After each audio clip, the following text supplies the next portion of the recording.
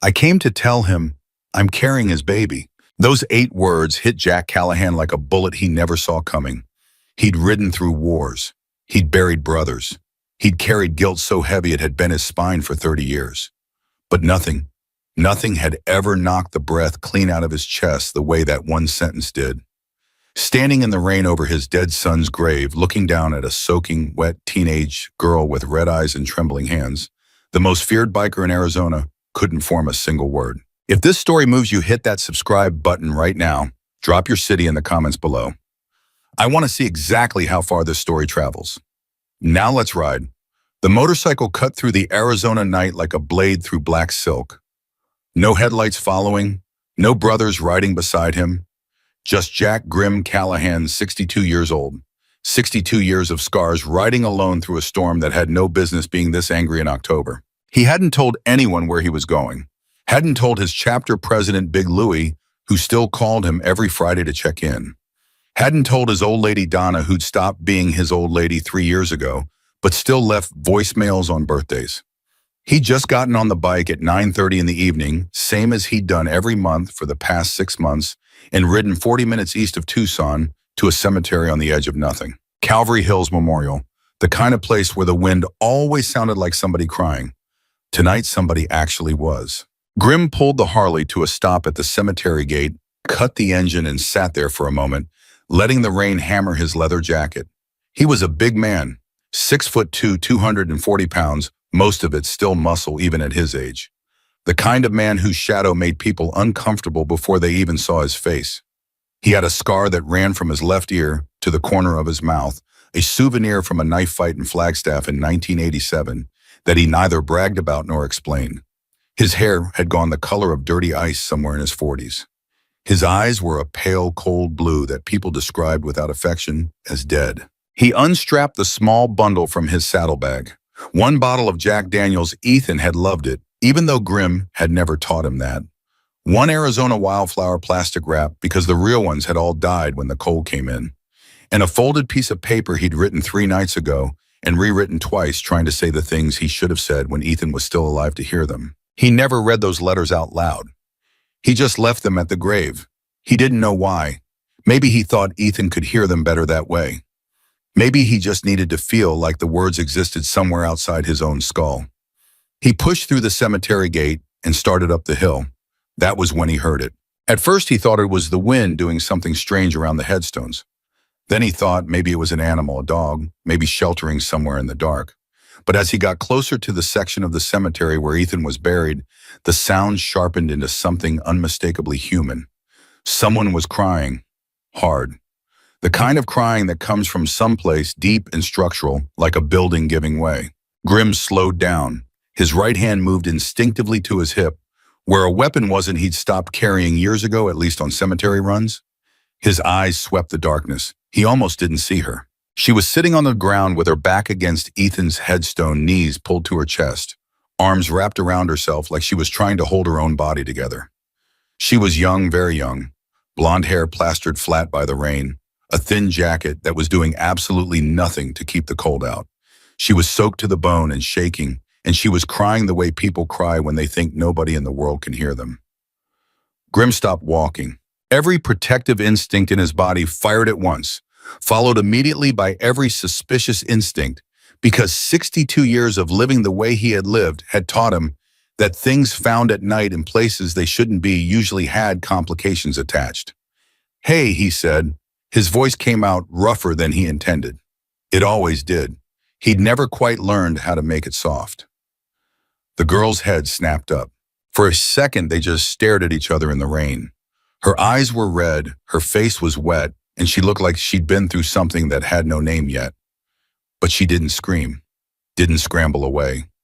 She looked at him, at this enormous, scarred, leather-jacketed figure looming over her in a graveyard in the middle of the night, and something in her expression shifted from shock to something that wasn't quite recognition, but was close to it. "You're him," she said, not a question. Grim's jaw tightened. "Who are you?" "You're Jack Callahan." Still not a question. Ethan's dad. The name hit him the way it always did, like a fist to the sternum. 6 months and it still did that every single time.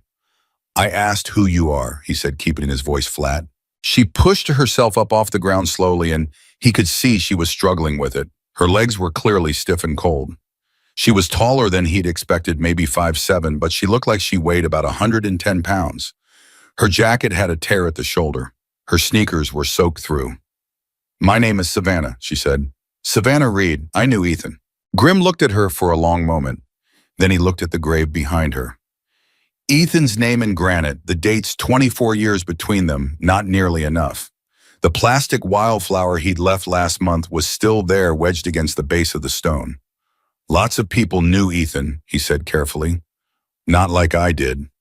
Her chin lifted slightly when she said it, a tiny gesture of dignity that struck him as completely out of place with everything else about the situation. How old are you?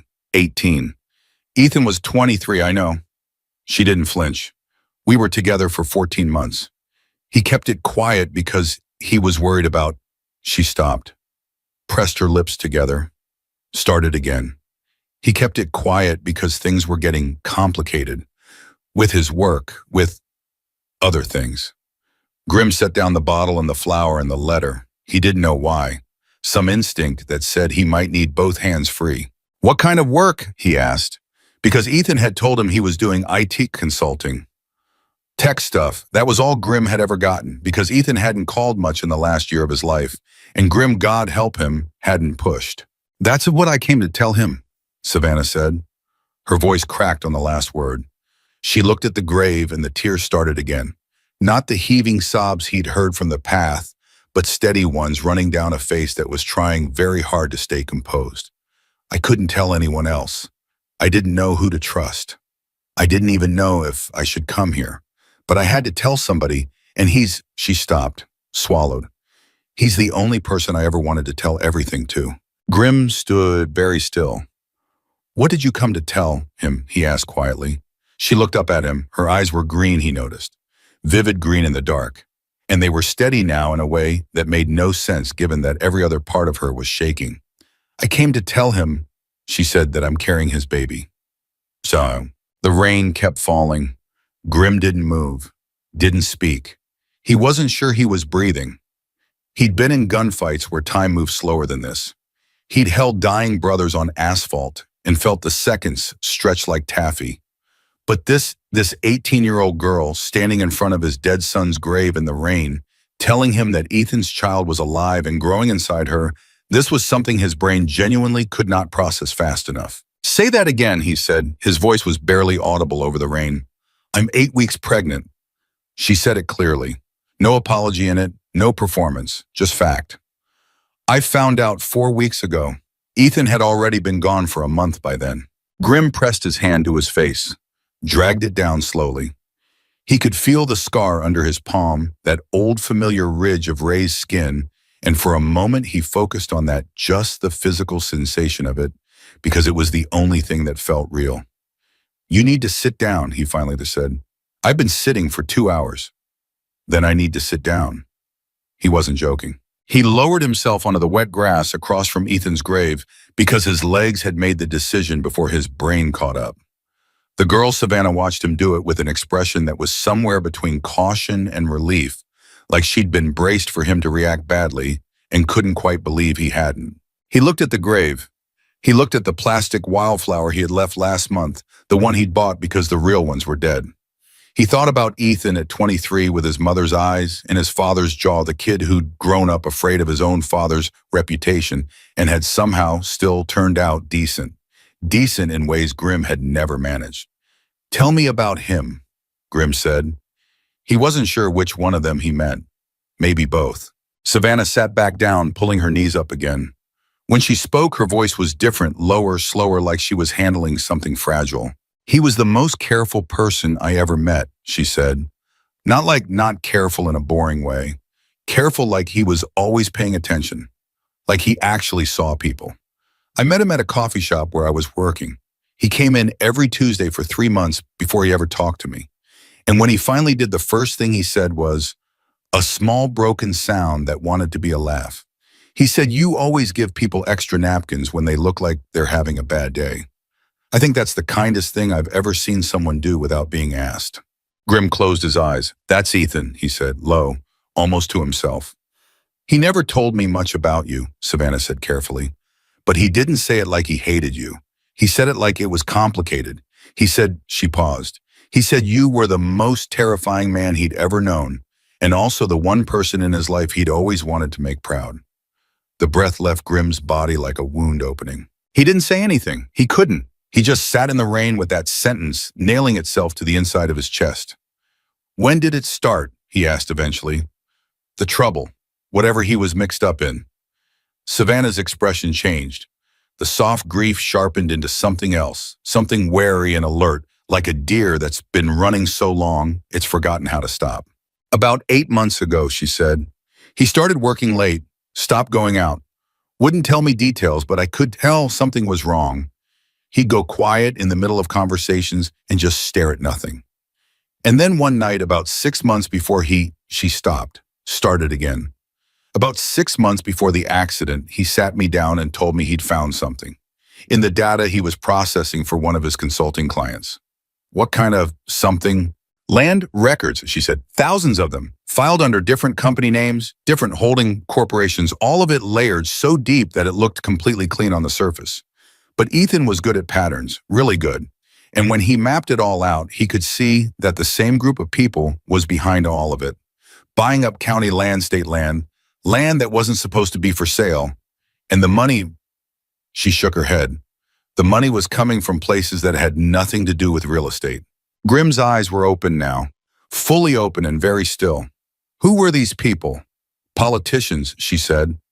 Local officials, county commissioners, 2 state legislators, and developers, big ones, connected to people in Phoenix, people in Vegas, and one name that Ethan said scared him more than any of the others. She said the name the way you say something you have been afraid to say out loud for a long time. Rex Kane. Grim went very still. Rex Viper Kane. He hadn't heard that name in 15 years, and hearing it now was like having something cold pressed against the back of his neck. You know him, Savannah said. She was watching his face. I knew him, Grim said carefully, a long time ago, before he decided biker life wasn't paying enough and went corporate. He kept his voice even. What does Rex have to do with a land corruption scheme? Everything, she said. He's the one who connects the money to the gangs. The bikers who got legitimate or pretended to. They run the enforcement side. They make sure people who ask the wrong questions stop asking. She looked at the grave. People like Ethan. The word accident had never sat right with Grim. He told himself it was grief talking, that he wanted to blame someone because blame was easier than emptiness. The highway patrol had found Ethan's car at the base of a ravine on Route 77 on a clear night with dry roads. They'd called it driver error. Possibly speed, possibly distraction. Grim had never believed it, and he'd spent 6 months trying not to believe he hadn't believed it, because if he followed that thread, it led somewhere he wasn't sure he was ready to go. Show me the proof, he said. Savannah reached into the jacket, the thin, destroyed jacket that wasn't doing anything for her in this cold, and pulled out a Ziploc bag. Inside the bag was a flash drive and a phone. She handed it to him. The drive is encrypted, she said. Ethan set up the password. I don't know what's on it yet. I've been afraid to try opening it anywhere in case they're tracking. But the phone has his recordings, audio files. He made them when he started realizing how deep it went. Grim held the bag in both hands. It was weightless. It contained everything. There are 43 recordings, Savannah said, 38 minutes of audio total. He recorded phone calls, meetings, conversations, some of it in person with a mic in his jacket pocket, names, dates, numbers. He was building a case. For who? That's the thing. She looked at him steadily. I don't know. He said he had a contact, a federal contact, someone he'd reached out to who told him to keep gathering evidence that when he had enough, they'd move. But he never told me who. He said the less I knew, the safer I'd be. And you don't know if this contact was real. No. Her voice didn't waver. I don't know if it was real or if someone was playing him. I don't know if the person he was talking to was helping him or setting him up. What I know is that 3 days before the accident, Ethan looked at me and said, she stopped. Her throat worked. He said, Savannah, if anything happens to me, disappear. Don't stay in the apartment. Don't go to the police. Don't try to be brave. Just run. And then 2 days later, he drove off that highway. The rain hit the headstones around them with a sound like applause. Why didn't you run? Grim asked. She was quiet for a moment. I tried. I went to my cousin's place in New Mexico for 3 weeks. But then I found out about the baby and She stopped. I couldn't run from that.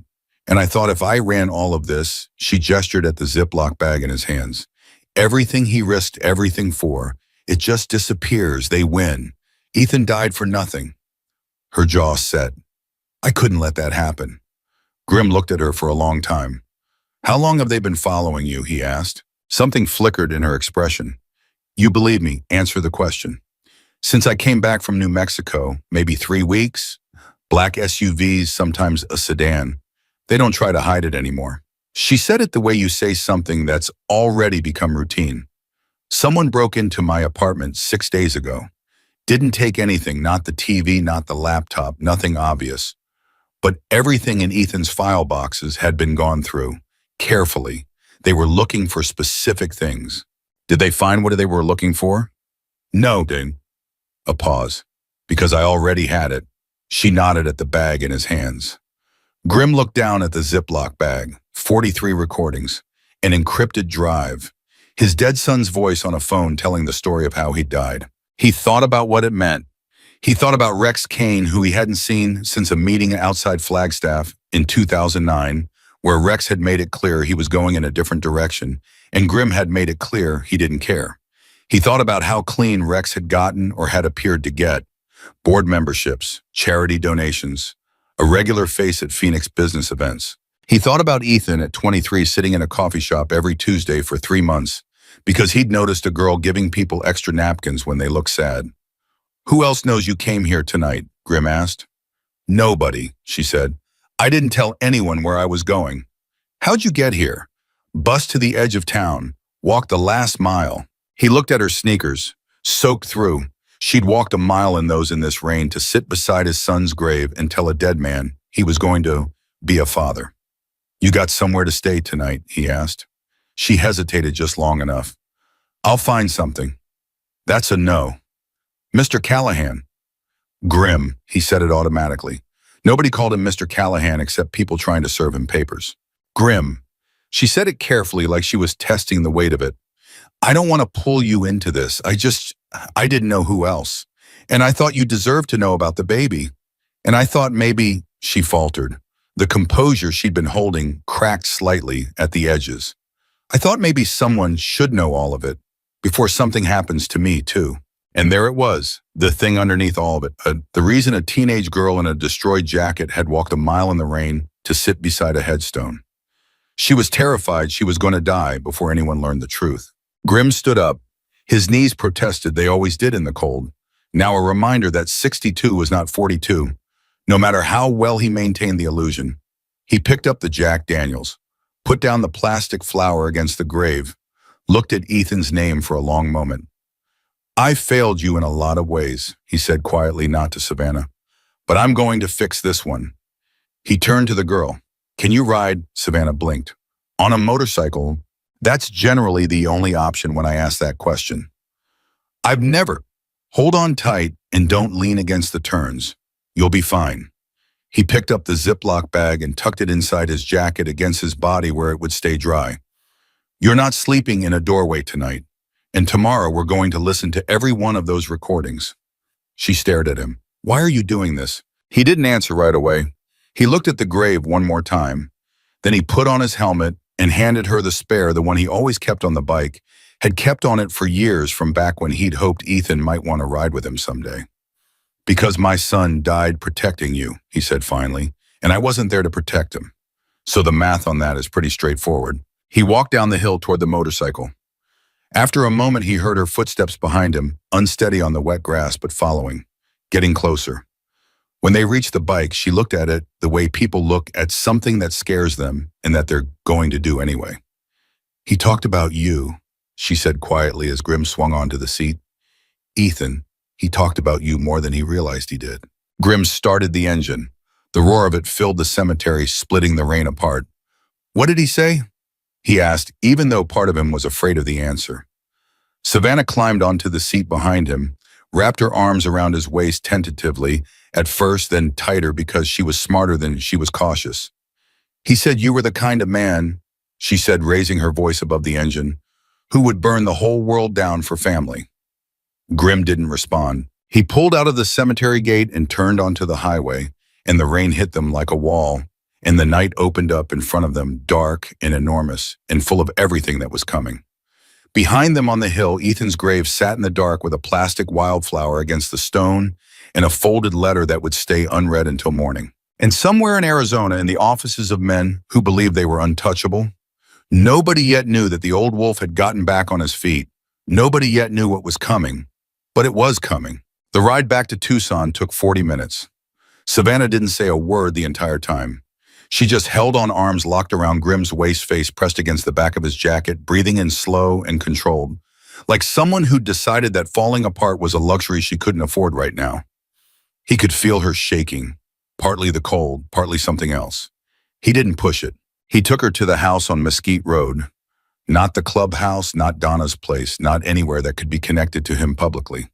The house on Mesquite was a property the chapter held under a holding company name used for exactly the kind of situation where someone needed to disappear quietly for a while. It wasn't pretty. 3 bedrooms, old furniture, a kitchen that worked, and a heating system that argued about it. But it was clean, it was off the grid, and nobody outside the core 5 of the chapter even knew it existed. He got her inside, got the heat running, found a towel that was actually clean, and pointed her toward the bathroom without ceremony. Shower, hot as you can stand it. There's a sweatshirt in the second drawer of the left bedroom, used to be Louie's. It'll be huge on you, but it'll be dry. Come back out when you're done. She didn't argue. That was the first thing he noticed about her. She knew when to push and when to take what was being offered.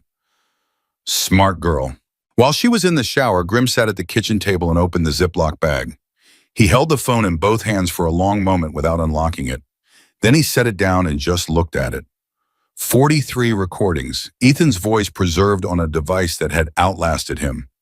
He wasn't ready for that yet. He needed to be steady before he pressed play on his dead son's voice, and right now he was the opposite of steady. He picked up the flash drive instead, turned it over in his fingers, small, black, standard issue, the kind you bought in bulk at any office supply store. But the weight of what might be on it was something else entirely. Rex Kane. He hadn't let himself think the name fully since Savannah had said it in the cemetery. He'd filed it away the way he'd learned to file things that needed processing later, when he was somewhere safe when the immediate situation was handled. But now, sitting in the quiet of the kitchen with rain still hammering the windows, he let himself think it. Rex Viper Kane, born Reginald Kane in Tempe, Arizona, 1964. Joined the Hells Angels Tucson chapter in 1989, 6 years after Grim. Fast rise, Rex was smart, charismatic, the kind of man who could charm his way into a room and calculate his way out of it. For 12 years they'd ridden together. Not close. They were never close, but chapter brothers, which in that world meant something. Then 2008 happened. The economy collapsed. The construction money dried up. And Rex, who had always been cleaner in his suits than in his leathers, started having conversations that made the old guard uncomfortable. Business conversations. Partnership conversations. The kind where the people on the other side wore ties and had law degrees and didn't ask questions about where the initial investment capital had come from. Grim had pushed back hard. Rex had smiled the way he always smiled, teeth. First eyes never, and said Grim was a man living in a past that didn't exist anymore. They'd parted ways in 2009. Grim had assumed Rex had made his money and gone legitimate. He'd heard things over the years. Rex Kane at charity galas, Rex Kane on business panels, Rex Kane donating to youth programs with his name on the press release in big letters. He'd thought Rex had simply chosen a different kind of life. He hadn't imagined Rex had chosen a different kind of criminal operation, one with better lawyers and better cover. The bathroom door opened. Savannah came out wrapped in Louie's old University of Arizona sweatshirt, which came down to her mid-thigh, her wet hair dark against the collar. She looked younger without the jacket. She looked like what she was 18 alone, carrying a weight that had no right being hers. She sat across from him at the table without being invited. He respected that. "Did you listen to any of them?" she asked, nodding at the phone. "Not yet." You should hear number 7 first, she said. That's the one that changes everything. He looked at her. Why 7? Because that's the one where you hear Rex Kane's actual voice. Grimm picked up the phone. Walk me through it first, before I listen. Tell me what Ethan told you. She pulled the sleeves of the sweatshirt down over her hands, organized her thoughts. Then she started talking. Ethan had been hired 14 months ago to do data management work for a company called Sunridge Development Partners. Standard contracting work, organizing files, building databases, cleaning up records that had gotten scattered across multiple systems over the years. The kind of invisible work that companies outsourced to people who were smart and quiet and cheap. Ethan was all three. 3 months into the contract, he'd started noticing irregularities. Not obvious ones, he'd gone looking specifically because something about the structure of the land records felt off. Counties that didn't share governance mysteriously showing the same boilerplate language in variance approvals separated by years. Property transfers that happened on weekends when county offices were closed with processing timestamps that didn't match business hours. He'd started mapping it, quietly on his own time, on his own system. It had taken him 2 more months to see the shape of it fully. He called it the spine, Savannah said. That's what he named it in his notes. Because when you saw it laid out, it looked like a spine, this central structure connecting everything with different deals branching off from it, like ribs. All the way from small county land sales up through state-level contracts. Hundreds of transactions, going back almost 15 years. How much money, Grimm asked. She looked at him steadily. His estimate was $400 million, minimum, over the full 15 years. Grimm didn't move. He thought it might be closer to 600, she added, but he couldn't confirm the upper range without the financial records from the holding companies, and those were on the encrypted drive, which he protected. She paused. He sent me the drive 2 weeks before he died.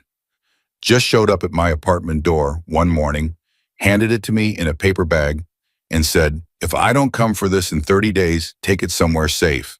Don't open it on any computer connected to the internet. That was all he said.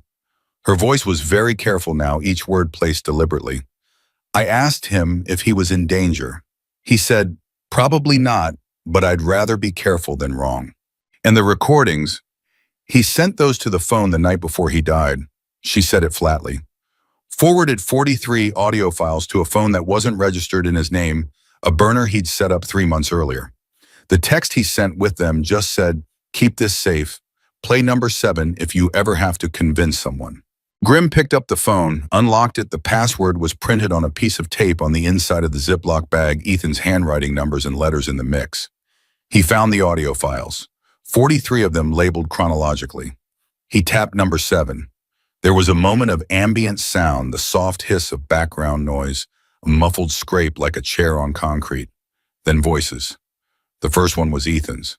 Grimm's whole body locked up at the sound of it. 23 years old, lower than he remembered from phone calls years ago, careful and measured. His son's voice steady and deliberate, asking a question in a tone designed to sound casual. The Pinal County variants, are we expecting that to clear by the end of the quarter? A second voice, smooth, confident. The voice of a man who'd spent 30 years being the smartest person in every room he walked into. It'll clear. Hendricks has it handled. The county commissioner owes us 3 favors and the state rep owes us 6. Nothing moves until we want it to move. Savannah watched Grimm's face across the table. His jaw had gone tight. His hands were absolutely still. Because that second voice, that smooth, confident boardroom voice, was Rex Kane. 15 years older than the last time Grimm had heard it. Polished now, the rough edges sanded off by years of charity dinners and business panels. But underneath the polish, the same calculation. The same teeth-first smile you could hear even through a recording. The conversation continued for 6 more minutes. Details about a land parcel outside Casa Grande. A variance that had been approved through channels that shouldn't have approved it. Money moving through a holding company called Meridian Land Trust, then into a second company, then a third, then into what sounded like a construction firm operating out of Nevada. Then near the end, another voice. New, unfamiliar. Flat and cold in a way that had nothing to do with temperature. What about the analyst, the one who's been into the data? Silence from Rex. 3 full seconds of it. Then he's contained. He doesn't know what he has. The flat voice again. Make sure it stays that way. The recording ended. Grim set the phone down on the table very carefully, the way you set something down when your hands aren't entirely trustworthy. Who's the third voice? He asked. I don't know, Savannah said. Ethan never identified him in any of the recordings. He's on 4 of them total. Always the same flat minimal ending conversations. Ethan wrote in his notes that he thought this man was above Rex. That Rex was the operator, but this other man was the architect. He didn't have a name. He had a theory. She hesitated. He wrote that he thought it might be someone in federal law enforcement, based on how the conversations shifted when this man spoke. The way even Rex deferred to him. The room was very quiet. That's why you don't know if Ethan's federal contact was real or a setup, Grim said slowly. If the person Ethan was feeding information to was actually working for the same people he was investigating, she didn't finish the sentence. She didn't have to. Grim stood up, walked to the kitchen window, and stood there for a moment with his back to her.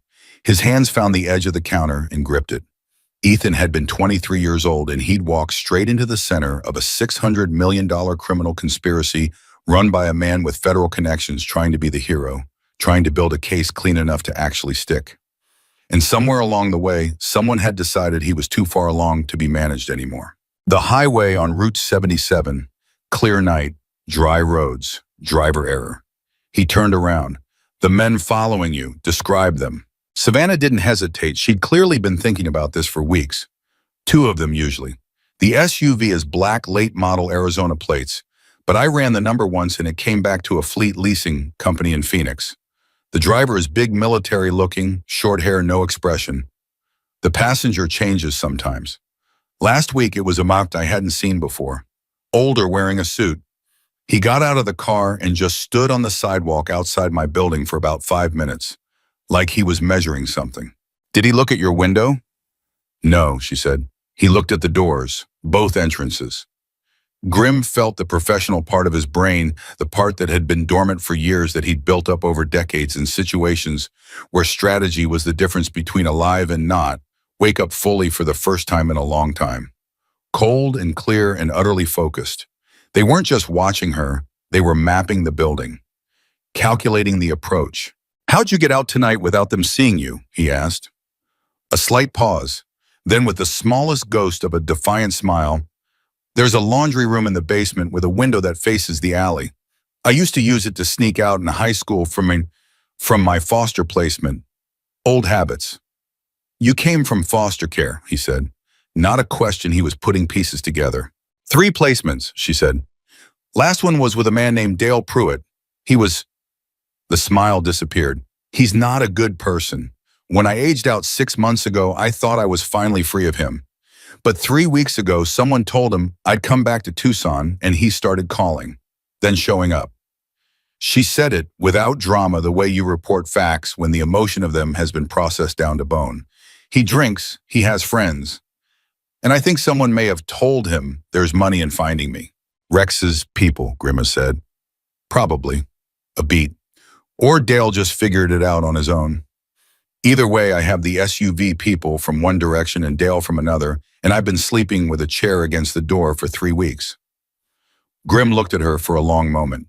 This girl who was 18 years old and 8 weeks pregnant and being hunted from 2 different directions and had still walked a mile in the rain to a cemetery to tell a dead man the truth. You should have come to me sooner, he said. Something shifted in her expression. Raw and quick, and then controlled again. I didn't know if you'd believe me. Ethan said you weren't easy to talk to. He was right, Grim said. I'm not. He pulled out his own phone. But I also don't let people who are carrying my family get hunted by men in suits. He found the contact he was looking for and pressed call. It rang 3 times before a graveled voice answered. Grim, it's past midnight. I know what time it is, Louis. I need a meeting tomorrow morning. Full table. A pause. How serious? Bring coffee, Grim said. It's going to be a long morning. He ended the call. Savannah was watching him. What's a full table? The men I trust most in this world, he said, which right now is a shorter list than it used to be, but it'll do.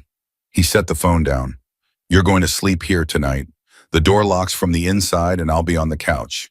In the morning, you're going to tell the full story, start to finish, to 6 men who have seen a lot and forgotten most of it on purpose. He paused. They're going to ask you hard questions. Some of them will be skeptical. One of them, his name is Dutch, is going to be rude about it. I can handle rude, Savannah said. I know, he said, because he could already tell. She stood up to go to the bedroom, stopped at the door, didn't turn around when she spoke. Recording number 38, she said quietly. That one, you should listen to that one alone, not with other people. A pause. Ethan made it 3 days before he died. He didn't know I'd ever hear it. He was just talking, saying things in case. Her voice was steady, but something underneath it wasn't. He talks about you in it. She went into the bedroom and closed the door. Grim sat back down at the kitchen table, picked up the phone, found recording 38. He sat there for a full minute with his thumb over the play button. Then he pressed it. Ethan's voice came out of the phone, quiet and a little tired, speaking into what was clearly a silent room in the small hours of some night 3 days before he died. Dad, he said. Just that. Then a long breath. I don't know if anyone's ever going to hear this, but if you do, I need you to know that I wasn't trying to be a hero. I was just trying to be someone you'd recognize, someone you'd look at and think, yeah, that's mine. A pause. I know I'm probably not going to get the chance to say this to your face, so I'm saying it here. I'm not angry at you. I want you to know that. You were who you were, and I spent a long time being angry about it, and then one day I understood it. You were trying to survive your own life, same as everybody. Another pause longer. If something happens, if you find out about any of this, don't let it eat you. Okay? Just take care of Savannah. She doesn't have anybody. His voice caught slightly, just slightly. She deserves somebody. The recording ended. Grim sat at the kitchen table in the house on Mesquite Road in the middle of the night, with the rain still going outside and his dead son's voice still sitting in the air around him, and he did not move for a very long time. He was 62 years old. He had buried brothers. He had survived things that should have killed him. He had made himself into a man that other men were afraid of, and he had worn that fear like armor for 40 years because it was easier than being the kind of man who could be hurt. He sat at that kitchen table and he let himself be hurt. For Ethan, for 23 years of distance and silence and phone calls that lasted too short, for the boy who'd turned into a man trying to be someone his father would recognize, for the father who hadn't recognized him nearly enough, nearly soon enough. He sat there until the rain stopped. Then he wiped his face once with the back of his hand, straightened, set the phone down. Tomorrow there would be a table full of men to rally, an encrypted drive to crack, a conspiracy to unravel, and a girl to protect and a dead man's work to finish. But tonight, Jack Grim Callahan stayed awake in the dark and kept watch over his son's child, and the first light of morning found him exactly where he'd placed himself between Savannah Reed and everything that wanted to reach her, the way a father should have been all along. Big Louie showed up at 7:15 with 2 thermoses of coffee and a face that said he already knew this wasn't going to be a simple conversation. He was 68 years old, 300 pounds, with a white beard that made him look like a biker Santa Claus, if Santa Claus had done 2 tours in Vietnam and a stint in Florence prison. He walked through the door of the Mesquite house, saw Savannah sitting at the kitchen table with both hands wrapped around a mug, and stopped. He looked at Grim, then back at the girl, then at Grim again. How young is she? He said quietly. Old enough, Grim said, and she's carrying Ethan's baby. Louis set the thermoses down on the counter very carefully, the way you set things down when you need a moment to recalibrate your entire understanding of the morning. Okay, he said finally. Who else is coming? Dutch Pepper, Two-Step, and Carver, Grim said. I called them at 6. Carver's going to have opinions. Carver always has opinions. That's why I called him. They came in over the next 20 minutes. Dutch first leaned 55, suspicious of everything as a matter of principle, the kind of man who checked the locks twice before sitting down anywhere. Then Pepper, who was 60 and moved like someone who'd broken most of his major bones at least once, but had never let that slow him down. Two-Step arrived with his nephew, who Grim sent back outside immediately with a look that required no explanation. And Carver came last, 63, quieter than the others, a former Army Ranger who joined the chapter in his 40s and brought with him a particular skill set that nobody asked about directly. They filled the kitchen. Savannah sat at the center of it without flinching. Grimm had told her at 6 in the morning before any of them arrived exactly two things. One, answer every question directly. Two, don't let Dutch rattle her because rattling people was his hobby and he'd been doing it for 40 years. Dutch rattled her within the first 4 minutes. How do we know you didn't manufacture all of this? He said, leaning forward across the table, looking at Savannah with flat eyes that had assessed threats professionally for 3 decades. How do we know you're not planted? Someone who found out about Ethan made up a story and walked into a cemetery knowing Grimm would be there. The table went quiet. Savannah looked at Dutch without blinking. You don't, she said. Not yet. That's why I brought evidence instead of asking you to take my word for it. Dutch leaned back. Something shifted almost imperceptibly in his expression. Not quite respect, but its precursor. Play them number 7, Grimm said. He put the phone on the table and pressed play. Rex Kane's voice filled the kitchen, smooth, confident, specific. Names, numbers, the casual vocabulary of a man directing a criminal operation with the comfort of someone who'd never been held accountable for anything in his life. When the flat, cold third voice came on the one Ethan had never identified, Two-Step put his coffee down. Pepper went very still. Carver's eyes moved to Grimm's, and something passed between them that didn't need words. When it ended, nobody spoke for a full 10 seconds. Rex Kane, Louis said finally, not a question, a verdict. He's been running a land corruption network for 15 years, Grimm said, using legitimate business fronts to move money, using political connections to clear variances, and using enforcement muscle that traces back to biker networks gone corporate. He paused. Ethan found it, built a case, and someone ran him off Route 77 before he could do anything with it. Dutch said, the third voice. Unknown, Grimm said. Ethan's theory was federal law enforcement. Someone high enough that even Rex takes direction. The room processed that. If that's true, Carver said slowly, his first word since arriving, then Ethan may have been feeding information to the very people protecting Rex. His federal contact could have been a pipeline running everything he discovered straight back to the people he was investigating. Which means they knew exactly how much he knew, Savannah said. And when he got close enough, she stopped, steadied. They didn't just kill him, they knew precisely when to do it. The kitchen was very quiet. Then Dutch said, where's the drive? Grimm put it on the table. Encrypted. Ethan set the password. We don't have it. Then we need someone who can break encryption without blowing the evidence chain, Carver said. He thought for a moment. I know a man in Phoenix, former NSA, went private. He's expensive and he doesn't ask questions, which are the 2 most important qualifications. Call him, Grimm said. Carver was already reaching for his phone. That was the moment Savannah's phone buzzed on the table. She looked at the screen. Her face changed. It's Dale, she said. The name landed in the room with a specific weight. Grimm had briefed the table on Dale Pruitt while they were waiting for everyone to arrive. Foster father, abusive, now apparently circling back into Savannah's life with the timing of someone who'd been given a reason to. Don't answer it, Dutch said immediately. If I don't answer, he'll come looking, Savannah said. He knows my patterns. He'll go to my apartment first, and when I'm not there, she looked at Grimm. He knows people, not connected people, just street-level people, but he talks. And if the wrong person hears him asking where I am, answer it, Grimm said. Dutch shot him a look. Grimm ignored it.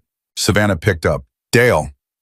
Her voice went flat and closed in a way that Grimm recognized the voice of someone who'd learned to make themselves small and unemotional as a survival mechanism, who'd been doing it so long it was automatic. Dale Pruitt's voice came through the phone loud enough that the men around the table could hear it. He was already 3 drinks in at 8 in the morning. Grimm could tell from the looseness, the slight delay between thoughts. Where the hell are you, girl? Your neighbor said she hasn't seen you in 2 days. I'm staying with a friend, Savannah said. Which friend? That girl from the coffee shop. Because I went by there and she said, I'm fine, Dale. I didn't ask if you were fine, I asked where you are. A shift in his tone, lower, something with teeth in it. There are people asking about you, Savannah, asking me, and I don't like being the one who doesn't have answers. Grimm's hand moved, flat across the table, a signal ended. I have to go to work, Savannah said. I'll call you later. She ended the call before he could respond. She set the phone down. Her hand was absolutely steady. Her face was not. He's been contacted, Grim said. It wasn't a question. Someone told him to find me, Savannah confirmed. Dale doesn't have the initiative to go looking on his own. Someone pointed him at me, and he's following it because there's something in it for him. She looked at the phone like it had betrayed her. Whoever it is, they're using him as a tracker dog. Cheaper and more deniable than the SUV team.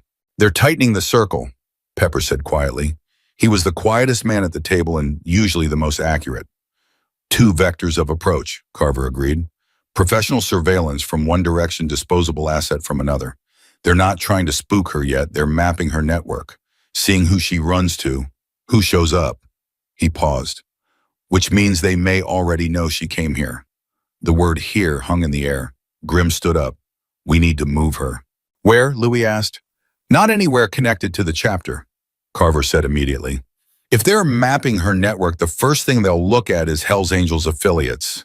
Grim's known associates. They already know he's Ethan's father. They've had months to prepare for the possibility that she might come to him. Then where? Pepper asked. My sister's place, Savannah said. Every head in the room turned to her. She lives outside Benson, not connected to any of you. She's not even connected to me publicly. Different last name, different county. We had the same foster placement for 8 months when I was 14, but nobody has that on record. Does she know what chutz you were dealing with? Grim asked. No, but she'll say yes. She'll say yes because that's who she is. A pause. Her name is Marlene. She's 26. She has a small house and 2 dogs, and she won't ask questions I don't want to answer. Grim looked at Carver. Carver gave the smallest nod, not enthusiasm, but tactical acceptance. We move her today, Grim said. But first, he looked at the table. At 5 men who'd answered a 6 a.m. phone call without asking why. I need to know if you're in, all the way in, because this isn't a chapter dispute or a territory problem. This is a federal-level criminal conspiracy with enforcement resources and at least one law enforcement insider. If any of you aren't, sit down, Grim, Louis said calmly. Grim stopped. We buried Jimmy Reyes together in 2003, Louis said. We buried Marco Solis in 2009. We have stood over more graves together than I can count on 2 hands, and not once, not a single time, did any man at this table ask whether it was worth it. He wrapped both hands around his coffee thermos. Ethan was chapter family. That baby is chapter family. You don't ask us if we're in. You tell us what we're doing. Dutch said nothing, but he hadn't left. Pepper said nothing, but he was already looking at his phone, quietly sending a message to someone. Two-Step cracked his knuckles and said, What do we need? Carver said, We need the drive cracked, the federal contact identified, and a way to get the evidence into the right hands without routing it through law enforcement that might be compromised. He paused. And we need to know everything about Rex Kane's current operation. Physical location schedules, who runs his security. I know someone who ran protection for Kane's operation about 4 years ago, Dutch said. Everyone looked at him. He shrugged, entirely unapologetic. I keep track of people who might be useful, professionally. Can he be trusted? Grim asked. Trusted is a strong word, Dutch said. He can be motivated, which accomplishes the same thing. Talk to him, Grim said. Today. Don't tell him more than he needs to know. Dutch was already moving. Carver called his Phoenix contact. The conversation lasted 3 minutes. He ended the call and said, he can see the drive tomorrow. He says if Ethan was as good as we're describing the password, architecture won't be random. It'll be something personal. Something Ethan would remember, but that couldn't be guessed. Grim looked at Savannah. She was already thinking. He could see it, the slight inward focus of someone sorting through memories. He had a system, she said slowly, for passwords. He told me once, just in passing, not about anything specific. He said the only passwords worth using were things that were true, but that nobody else would know were true. She thought. He had a thing about dates, but not obvious ones, not birthdays or anniversaries. He used dates of things that had changed him. Moments. What moments? Grim asked carefully. She looked at him. Do you remember, was there a day, something that happened between you two that he might have held on to? Something that didn't look important from the outside, but was. The question landed in Grim's chest like a stone dropping into still water. He thought about it, really thought about it, went back through years he hadn't examined closely in a long time. Years he'd preferred to leave in the peripheral vision of memory. Ethan at 16 showing up at the chapter house unannounced the one time he'd ever done it, standing at the door in his school clothes, looking terrified and determined in equal measure, asking Grim to teach him to ride. Grim had said no, too dangerous, which was rich coming from him, but he'd said it anyway because he'd been afraid not of the danger but of Ethan getting close enough to the life that it would pull him in. He'd sent the boy home in a cab and convinced himself it was protection. But before the cab came, they'd sat on the front step for 45 minutes. Just sat. Grim had told him about Vietnam, something he'd never told anyone in detail. And Ethan had listened in that way. He had that completely focused listening that made you feel like you were the only thing in the world worth paying attention to. October 14th, Grim said, 2010. It was a Tuesday. What happened? Savannah asked. I sat with my son for 45 minutes and told him the truth about who I was, Grim said. It came out rough. It was the most honest I'd been with him in his entire life. Savannah picked up the flash drive, looked at it. What was the date format he would use? He was specific, Carver said from across the table. If it's a date-based password, it'll have a consistent format. Savannah turned the drive over in her fingers. Then she said quietly, almost to herself, he called it his real days. That's what he said. The days that were real. She looked at Grim. He talked about a day with his father that he called his most real day. He said it was the day he understood that hard men sometimes say the truest things. The room was very quiet. Grim's throat worked once. October 14th, 2010. Give me Carver's contact's email, Savannah said. I want to be there when they open it. I want to see what he built. You'll be at Marlene's by then, Grim said. Then I'll drive back. Her chin came up, the same tiny gesture of dignity he had seen in the cemetery the night before. Ethan built that case. Whatever's on that drive is his work. I'm going to see it opened. Nobody argued with her, and that was the moment Grim's phone rang. Unknown number. Arizona area code. He answered it because, in his experience, unknown numbers at moments like this were either very good news or the thing that changed everything. It was neither. It was something worse. A voice he didn't recognize, male, middle-aged, careful. 3 sentences.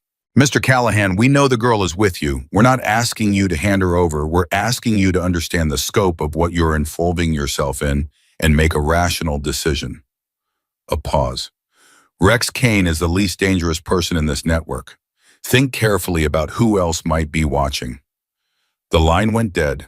Grim held the phone. The kitchen had gone absolutely silent. 6 men and 1 girl all watching his face. They're already watching the house, Carver said. It wasn't a question. No, Grim set the phone down. His voice was steady. They're watching me. They've been watching me since I went to the cemetery last night. He looked at the table. They saw me pick her up.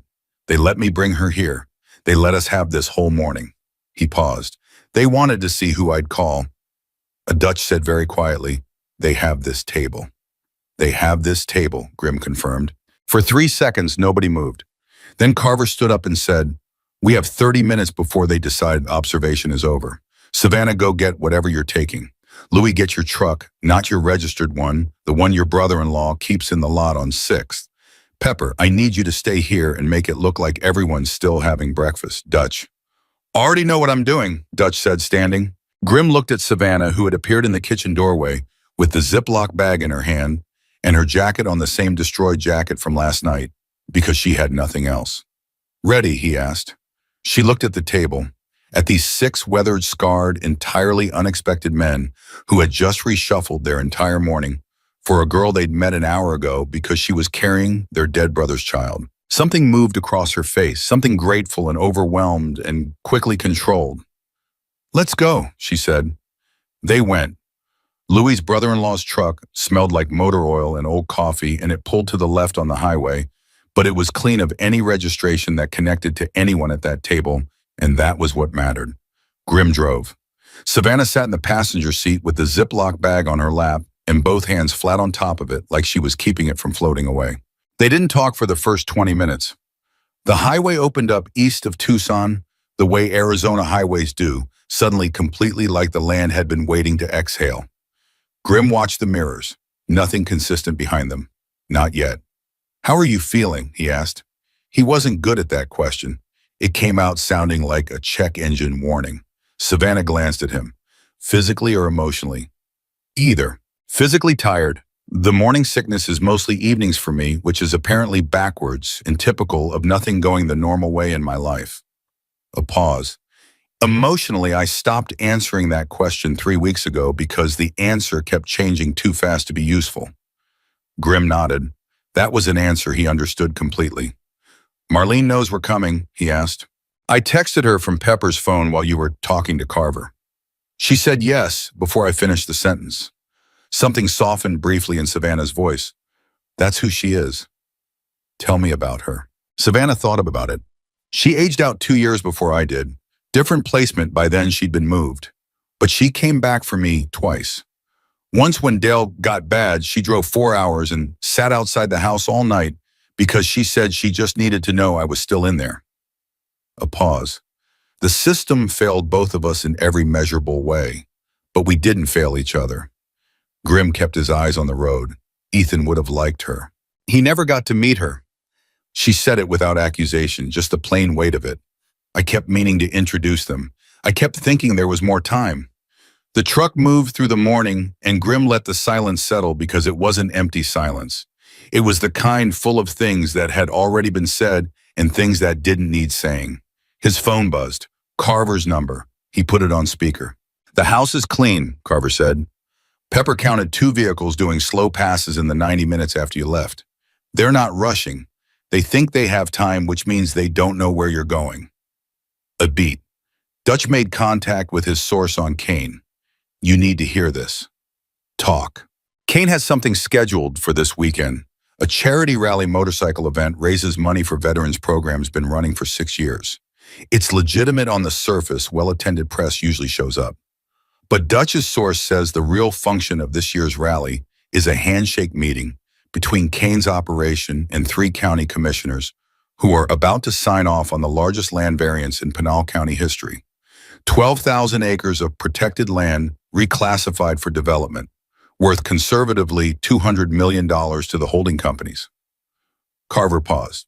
The signatures happen at the rally, in plain sight surrounded by cameras and crowds, because Kane has always operated on the principle that the safest place to conduct business is in public where everyone assumes it's innocent. Savannah's hand tightened on the Ziploc bag. When's the rally? Grim asked. Saturday, 2 days. Grim looked at the road ahead. In the drive, Carver's contact says he can have it open by tonight if the password theory holds. Another pause. There's something else. Dutch's source gave him a name. The third voice on the recordings. The truck felt like it got quieter. Who? Grim asked. A man named Walter Briggs, Deputy Director, FBI Field Office, Phoenix. 22 years with the Bureau. By every public measure, one of the most respected law enforcement figures in Arizona. Carver's voice was flat and careful in the way voices get when the information they're carrying is heavy enough to break things. Dutch's source says Briggs has been Kane's insurance policy for 9 years. Not just protecting the operation, actively redirecting federal investigations, burying reports, and in at least 2 cases identifying whistleblowers before they could reach anyone clean. Savannah said very quietly, Ethan. Ethan, Carver confirmed. The words sat in the truck like a stone. Ethan had reached out to what he believed was a federal contact. What he'd actually done was hand his name, his evidence, and his timeline directly to Walter Briggs, the man whose job it was to make sure people like Ethan never became a problem. And Briggs had let him keep building the case, let him get thorough, because a more complete case once handed over made for a cleaner burial. He didn't just get Ethan killed, Grim said. His voice was controlled in the way that pressure makes things controlled, compressed, and dangerous. He used Ethan to find out how much had already leaked, used him as a diagnostic tool, and when Ethan had done enough of their work for them, they closed the loop. That's the theory, Carver said. And if we're right about it, it means any attempt to go through conventional federal channels with this evidence runs through Briggs or people loyal to him. So we don't go through conventional channels, Grim said. No, Carver agreed, we don't. A pause. There's a journalist, based in Tucson, works for a national investigative outlet. She's been sniffing around Kane's land deals for 8 months on her own, couldn't crack the corporate layers, but she has the foundation. Her name is Teresa Voss. Dutch says she's clean careful, and she's been waiting for someone to hand her the lock that fits her key. Can we trust a journalist? Savannah asked. We can trust someone whose entire career incentive is to publish the truth before anyone can suppress it, Carver said, which in this situation is the closest thing to an ally we're going to find outside this table. Set up the meeting, Grimm said.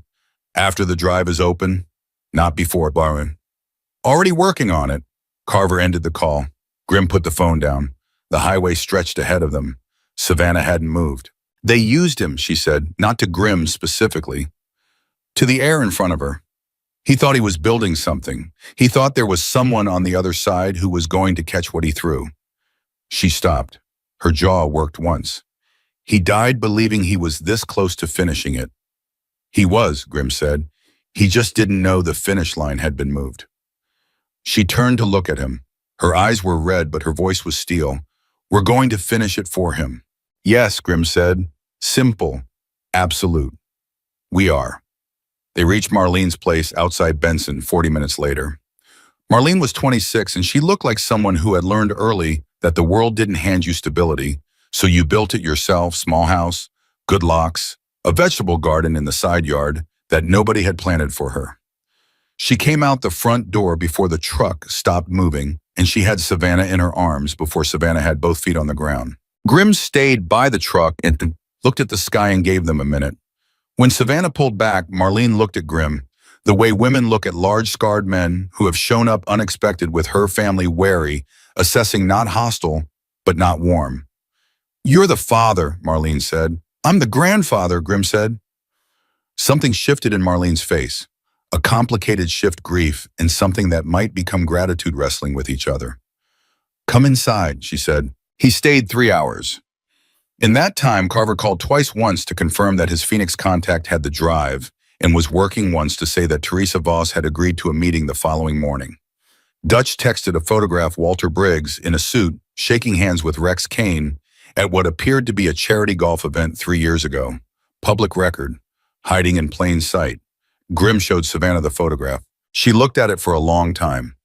Ethan trusted this man's office, she said. He told me once he believed in the institution, even if he wasn't sure about all the people in it. She set the phone down. He was 23, and he still believed in institutions. That's not naive, Grimm said, surprising himself. That's who he was. He believed things could work the way they were supposed to, and it got him killed. It also built the case that's going to bury the people who killed him. He held her gaze. Both things are true. She looked at him for a moment with an expression he couldn't fully read. Then she nodded. Once, small but definite. At noon, Grimm's phone rang. It was Carver's Phoenix contact, a man named Ewan, calling from a block number, speaking quickly and precisely in the way of someone who understood the value of brevity. The drive is open, Ewan said. Grimm stood up from Marlene's kitchen table. And your son was exceptional, Ewan said. And the way he said it, this former NSA analyst who had seen the inside of systems most people didn't know existed, made the words land with a weight that was completely different from condolence. What he built on this drive is a complete financial forensic map of the operation. Transaction records, corporate structures, beneficial ownership chains. He found documents that should not have been accessible through any legitimate consulting contract, which means either someone inside Kane's organization was feeding them to him without Kane knowing, or your son was considerably better at getting into systems than his job description suggested. He was better at a lot of things than people knew, Grimm said quietly. The drive contains records tying Rex Kane directly to $470 million in fraudulent land transactions over 14 years. It contains communications between Kane and Walter Briggs going back 9 years. And it contained a pause, the first one. It contains the names of 11 other individuals across Arizona, Nevada, and New Mexico who are part of the network. 3 of them are sitting elected officials. 2 are federal employees. 1 is a sitting county judge. Savannah had come to stand beside Grimm without him noticing. She was reading his face as he listened. Get it into a format that can be transmitted securely, Grimm said, and don't go anywhere. He ended the call, looked at Savannah. He cracked it, she said, not a question. He cracked it, Grimm confirmed, and Ethan had more on that drive than anyone knew. He paused, including evidence that suggests he had an inside source, someone inside Kane's organization who was feeding him documents. Savannah's eyes went wide. He never told me that. He kept compartments, Grimm said. He knew how to protect people. He was already dialing at Carver. It means the inside source may still be there, may still be able to help. Or they may be the reason he got caught, Savannah said. Grimm stopped dialing, looked at her. She was right. The inside source was either an asset or the point of compromise, either someone who'd genuinely been helping Ethan or the leak that had told Briggs exactly how close Ethan was getting. There was no way to know yet which one it was. Both things are possible, he said. Both things are always possible, she said. That's what makes this hard. He called Carver, told him what Ewan had found, heard the silence on the other end that meant Carver was calculating rapidly. Saturday is the rally, Carver said finally. Kane will be there, the commissioners will be there, and apparently now half of a federal corruption network will be concentrated in one location with press cameras already present. A pause. Ethan's evidence publicly released during that event in front of cameras, and with a journalist present who can contextualize it, becomes something that cannot be suppressed quietly. Briggs can't redirect it. Kane can't spin it. It goes out live and clean, and the story writes itself. That's what Ethan was building toward, Savannah said. She'd heard it on speaker. In recording number 31, he talks about a public moment. He says the only evidence that can't be buried is evidence that's already in the air. He planned for Saturday, Grimm said, on the understanding landing fully. He knew about the rally. He was building toward it. He just didn't make it there, Carver said. A silence that had no bottom to it. Then Grimm said, "We'll make it there for him." What happened next came fast. Pepper called to say Dale Pruitt had shown up at Savannah's apartment building with two men Pepper didn't recognize and a story about being family. Two-Step reported a second SUV near the Mesquite house, meaning they were expanding the search radius, which meant they'd figured out the table had scattered. Dutch sent a message saying his source on Kane had gone silent, suddenly mid-conversation, which meant either the source had gotten scared or someone had gotten to him first. The circle was tightening from every direction simultaneously. Grimm called the table back together by phone, not in person, not anywhere traceable. Carver ran it from his truck outside Phoenix. Dutch from somewhere he declined to specify. Louis from a diner on the south side. The meeting lasted 11 minutes, and at the end of it, there was a plan. Teresa Voss would receive the evidence that night via secure transfer through Ewan. She would spend Friday verifying and preparing. On Saturday, Grimm would take Savannah to the rally, not hiding, not sneaking, walking in through the front, because Rex Kane would not be expecting them there, and a crowd of bikers and press cameras was the only place in Arizona where two people became impossible to quietly remove. Carver and Dutch and Two-Step would cover perimeter. Louis would handle logistics, and Pepper, quiet, accurate Pepper, would be wherever he needed to be without being asked twice. At the end of the call, Grimm walked back inside Marlene's house. Savannah was sitting at the kitchen table with Marlene, both of them with their hands around mugs talking quietly. The kind of talking that doesn't stop when someone walks in because it isn't the kind you hide. He sat down across from her. Saturday, the rally. I need you there. Savannah looked at him steadily. Because of the testimony. Because Ethan built his case with you as a witness, he said. You heard things. You were present for things. The recordings in the drive are the forensic spine, but you're the human face of it. Teresa Voss needs both. He held her gaze. And because you said you wouldn't run anymore. I said that in a cemetery in the rain, she said. I know where you said it. A long moment. Marlene reached over and put her hand over Savannah's on the table. Didn't say anything, just left it there. Savannah looked down at Marlene's hand, then at Grimm. And something settled in her expression, not peace exactly, but resolution. The kind that comes when a person stops weighing the cost of a thing and simply decides. Saturday, she said, I'll be there. Grimm nodded, started to stand. Grimm. Her voice stopped him. He turned. Her eyes were direct and clear and carrying something she'd been holding on to since the cemetery. He was right about you. Who was Ethan? She said it simply. In recording 38, he said you were the kind of man who came back for family. A pause. He was right. The old biker stood in Marlene's kitchen doorway with 62 years of choices behind him and 2 days of reckoning ahead, and for once in his life, he didn't reach for the armor. I should have been this man 30 years ago, he said. You're this man now, Savannah said. That's what matters. He left before the silence could undo him entirely. Outside, he got in the truck, sat for a moment, looked at the sky, white and blue and completely indifferent to everything happening beneath it, the way Arizona sky always was. Then he started the engine and drove back toward Tucson, toward Saturday, toward everything Ethan had started and left behind for someone else to finish. The old wolf was not done yet, not even close. Friday moved the way the day before a storm always moves, too quiet, too deliberate, everything holding its breath. Grimm spent it making calls he hadn't made in years. Not to chapter brothers, those lines were already active. He called men on the edges, men who owed him silence or owed him something older than silence. A retired sheriff's deputy in Maricopa County who'd looked the other way once in 2004 and never forgotten that Grimm had looked the other way back. A trucker who ran the I-10 corridor and knew every vehicle that moved through southern Arizona with any regularity. A woman named Bet who ran a dispatch operation out of Casa Grande and had eyes on more of the state's road traffic than any law enforcement agency would have been comfortable knowing. He wasn't building an army, he was building a net. By Friday evening, Teresa Voss had the evidence. Ewan had transferred it through 3 encrypted layers, and Teresa had spent 6 hours with it. And when she called Grimm at 9 p.m., her voice had the specific quality of a person who has just seen something that confirms every instinct they've been betting their career on for 8 months. "This is real," she said. It came out almost breathless. "All of it. The corporate structures match what I've been mapping independently. The transaction records fill every gap I couldn't close. And the Briggs communications?" She stopped. "Do you understand what you have?" "My son understood it," Grimm said. "We're just delivering it." A pause. "I'm going to need you to understand something about Saturday. When this goes public, it goes everywhere simultaneously.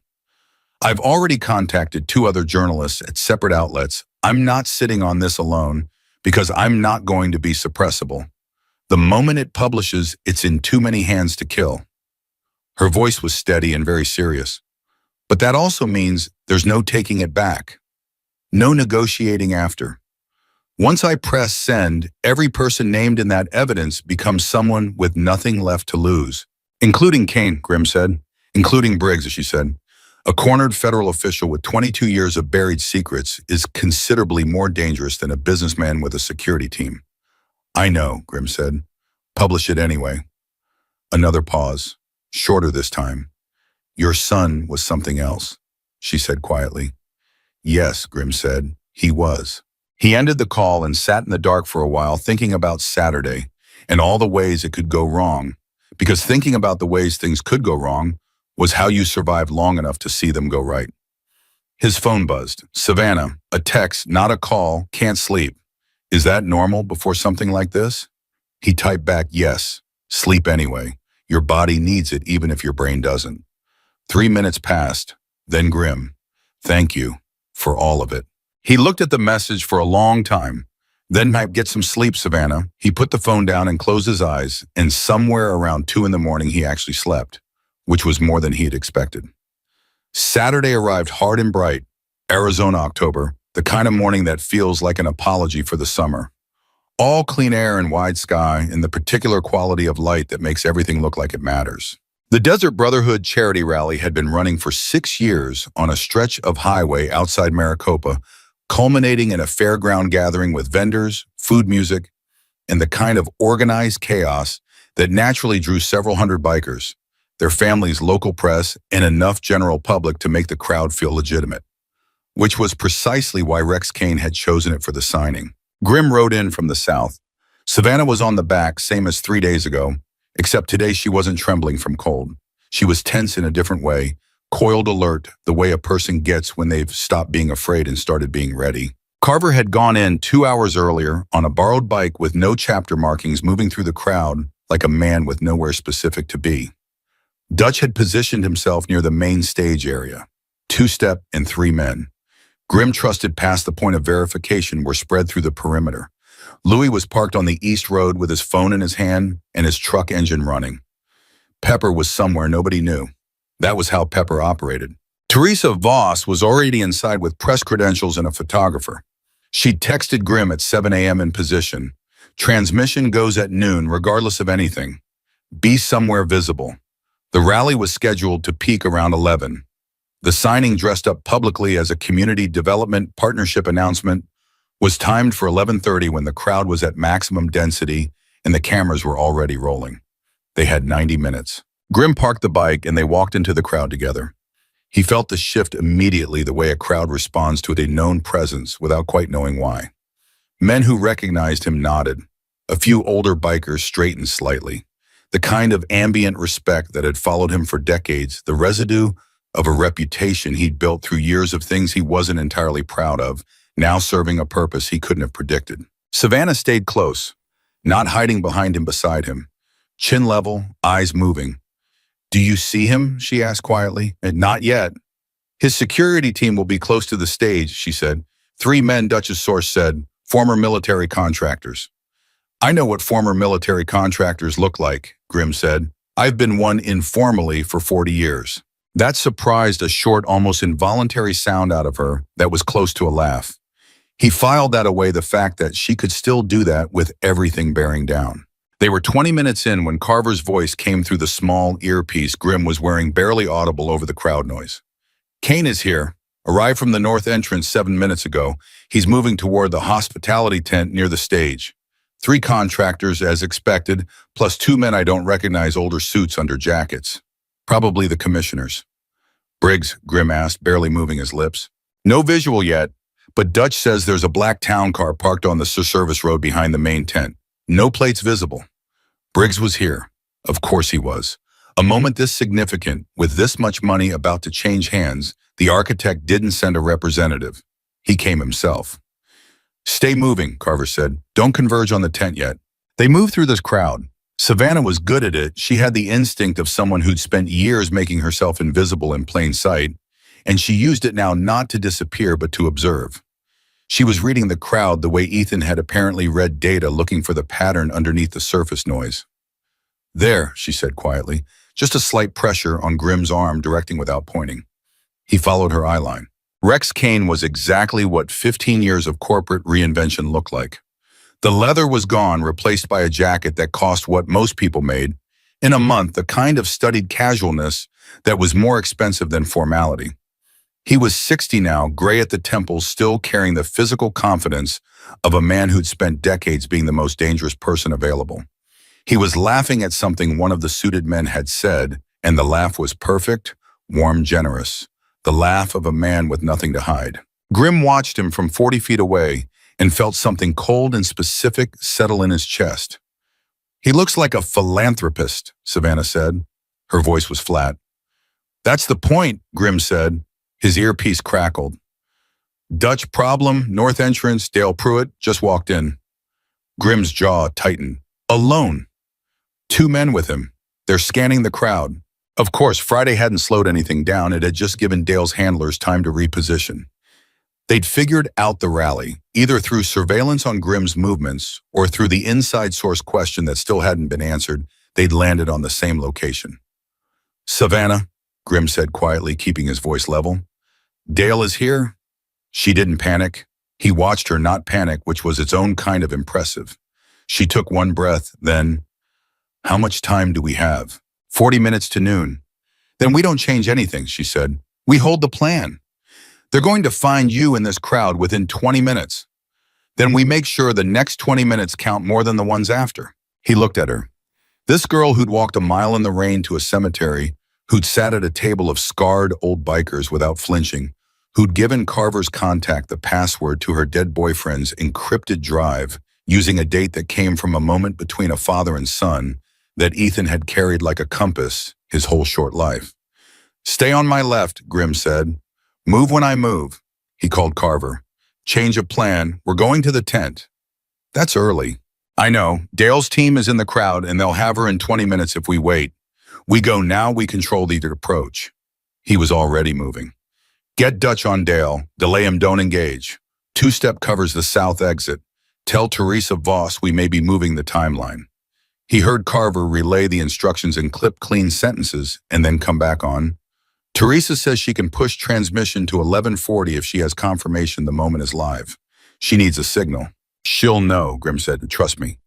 They moved through the crowd with purpose. The people in front of them moved not because anyone announced anything, but because Grim Callahan moving with intent was the kind of thing crowds processed at a subcortical level and adjusted for without knowing why. Rex Kane saw him at 15 feet. The warm philanthropist's expression didn't disappear. It recalibrated. The eyes went sharp and still while the rest of the face maintained its setting, and in that 2-second recalibration, Grim saw the man he'd known 30 years ago, the calculator behind the charm, the survival intelligence that had kept Rex Kane ahead of consequences for decades. Jack Callahan, Rex said, warm, welcoming, performing for the people around him. It's been a long time. 15 years, Grim said. He stopped 4 feet away, close enough for conversation, close enough that everyone in the immediate vicinity could hear it if they were listening.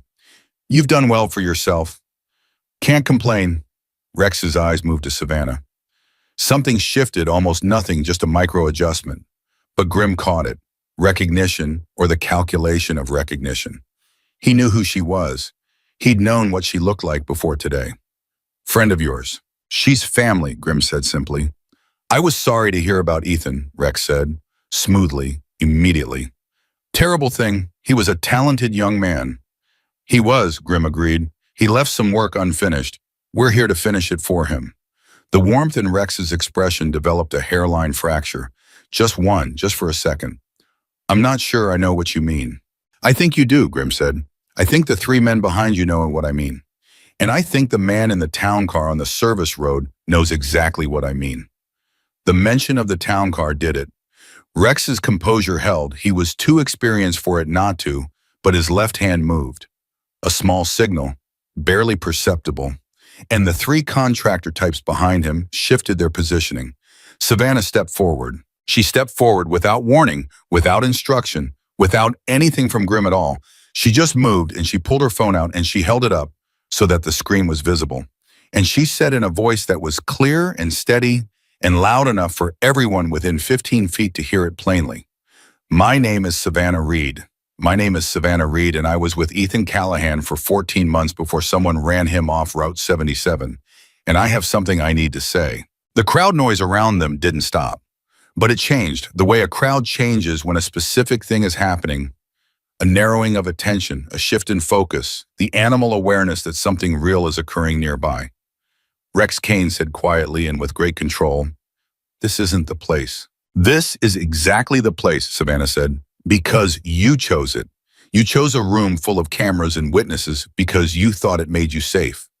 She looked at him directly, 18 years old, 8 weeks pregnant, completely fearless. Ethan understood that too.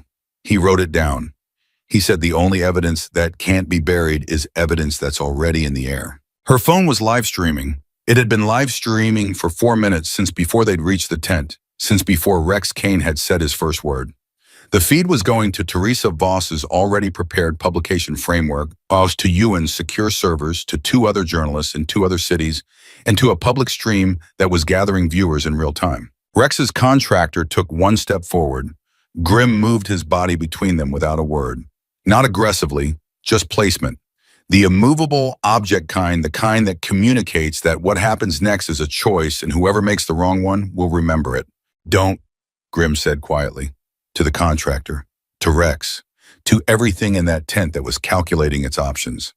There are cameras on every angle of this moment. Federal investigators were tipped by Ethan before he died and have been watching this operation for 6 months. And there is nothing, not one thing you can do in the next 60 seconds that makes your situation better. He held Rex Kane's eyes. "You know me. You know I'm not bluffing." Rex Kane stood very still. And then from somewhere behind him came a voice Grim didn't recognize, saying the name Briggs in a sharp, urgent tone, and the sound of the town car's service road suddenly filled with voices, and Carver came through the earpiece saying, "Federal vehicles on the east approach, moving fast, I count 4. And Dutch said, "Dale's team is down, they're not a problem." And Two Step said, "Perimeter is clean," and the tent erupted. Not violence, not chaos, something more decisive than both. Walter Briggs tried to leave the service road on foot and walked into Pepper, who was, as always, exactly where he needed to be. Pepper was 60 years old and had broken most of his major bones at least once, and he had a way of appearing in front of people that made continued forward movement seem genuinely inadvisable. Briggs stopped, looked at Pepper, made a calculation, stayed where he was.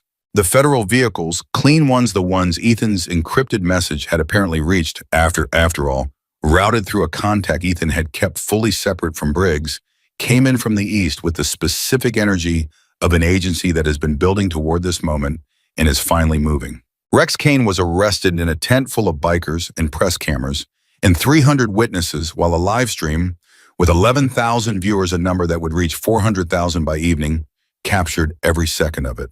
He didn't say a word. He was too smart for words. He just looked at Grimm one last time before the handcuffs went on, and in that look was 15 years of calculation coming to its end and the specific humiliation of a man who had always believed he was too careful to be caught. Grimm looked back. He didn't feel satisfaction. He felt something quieter and more permanent than satisfaction. He felt Ethan. Savannah was still recording. She held the phone steady through all of it, through the arrest, through the agents moving through the tent, through the commissioners being separated and questioned, through the moment when someone confirmed on the feed that Teresa Voss's story had gone live simultaneously across 3 national outlets, and the information was officially in the air. When she finally lowered the phone, her hands were shaking. Not from fear, he could tell the difference now. He put his hand on her shoulder, one hand, steady. "You did it," he said. "We did it," she said. "Ethan did it," Grimm said. "We just showed up to the finish line he built." She turned to look at him, and her face had that quality again, the one he'd seen in the cemetery in the rain, the one that was grief and something stronger than grief fighting for the same territory. Her eyes were full, but she wasn't looking away. "He was right about you," she said. It was the second time she'd said it. It landed differently the second time. "You said that already," he said. "It's still true," she said. 4 months later, in a hospital in Tucson on a Thursday morning in February, Ethan Jack Reed Callahan came into the world at 7 pounds, 4 ounces with his mother's green eyes and a jawline that made Grimm walk out of the room for 30 seconds to pull himself together before he came back. He came back because that was who he was now, the man who came back, the chapter rebuilt. Not the same as before, something with different edges, different purpose. They started a program for abandoned veterans and runaway teenagers, the kind of people who fell through institutional cracks the way Savannah had, the way Ethan had grown up watching his father fall through personal ones. Louis ran it with the particular organizational competence of a man who'd managed complex operations his whole life and was now applying that skill to something worth managing. Rex Kane was indicted on 47 counts. Walter Briggs resigned, was arrested 6 days later, and began cooperating with federal investigators with the speed of a man who understood that the architecture of his protection had collapsed completely. 11 other names from Ethan's drive followed in the months after county officials, state legislators, a judge. The Pinal County variance was voided. The 12,000 acres stayed protected. Teresa Voss won a journalism award for the story. She mentioned Ethan Callahan by name in her acceptance speech. She said he had done the work and paid for it, and that the least the rest of them could do was finish what he started. Dale Pruitt was charged with harassment in violation of a protection order. He took a plea deal and moved to Nevada, which put 11 hours of highway between him and anyone Grimm cared about. Grimm did not pursue anything further on that front. He'd made a promise, Ethan's promise really, that this was about justice, not revenge. He kept it. On a morning in April, when the desert was doing the thing it does in spring, where everything that looked dead turns out to have been waiting, Grimm drove out to Calvary Hills Memorial. He was carrying his grandson for the first time outside the hospital, 7 weeks old, entirely unbothered by the motorcycle ride that had preceded this, because apparently the Callahan Constitution was in the genes. Savannah drove out separately and met him there. She brought flowers, real ones this time, not plastic, because the season had come back around to real things. They stood at the grave together, the 3 of them, or 4, depending on how you counted. Savannah bent down and placed the flowers against the stone, and she whispered something to it low enough that Grimm couldn't hear the words. He didn't try to. Some conversations belonged to the 2 of them alone. When she straightened, she looked at the baby in Grimm's arms, at the way the old biker held the small weight of him, careful in certain 2 things Grimm Callahan had never quite managed to be at the same time until now. "He's got your jaw," she said. "God help him," Grimm said. She laughed. "A real one. The kind that has no performance in it. Grim looked down at Ethan Jack Reed Callahan's 7 weeks old, squinting at the Arizona sky with the ancient skepticism of a person who has not yet decided whether the world is trustworthy. And he thought about all the things he would tell this boy. Not the mythology, not the legend of Grim Callahan feared across the state, stories that would only intimidate and distance. The true things, the ones that mattered. He would tell him about a Tuesday in October 2010 when a 16-year-old boy showed up at a chapter house and his father sat with him on the front step for 45 minutes and told him the truth. He would tell him about a 23-year-old man who'd mapped a conspiracy onto his own computer in a quiet apartment building, something careful and complete and brave, while the people who wanted him silent closed in. He would tell him about the weight of evidence and the courage required to be the person who gathers it. He would tell him his father was the finest man he knew, even though he hadn't known him well enough or long enough, and that failing those two things was the one wound Grim Callahan would carry the rest of his life, not with guilt that destroyed, but with grief that honored. And when the boy was old enough, Grim would take him to a cemetery and stand with him in the place where two separate people had sat on a rainy October night, a girl and an old biker, and found each other by accident or by design or by the sheer specific gravity of love that doesn't stop just because the person at its center is gone. He removed his sunglasses and looked at the grave. From the highway came the sound of motorcycles, Louie and Dutch and Pepper, and Two-Step riding out to meet them, arriving the way they always did, loud and imperfect and completely reliable. Grim looked at his grandson's face, then at Savannah standing steady in the April light, flowers on her hands, grief in her bones, the future in her eyes.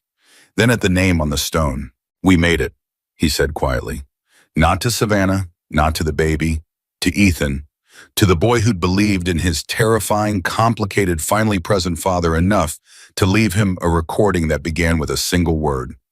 The motorcycles roared closer, and Jack Grim Callahan, 62 years old, scarred and late, and entirely changed, held his grandson tighter and understood fully, finally with everything he had, that the last ride never ends. It only finds its way home.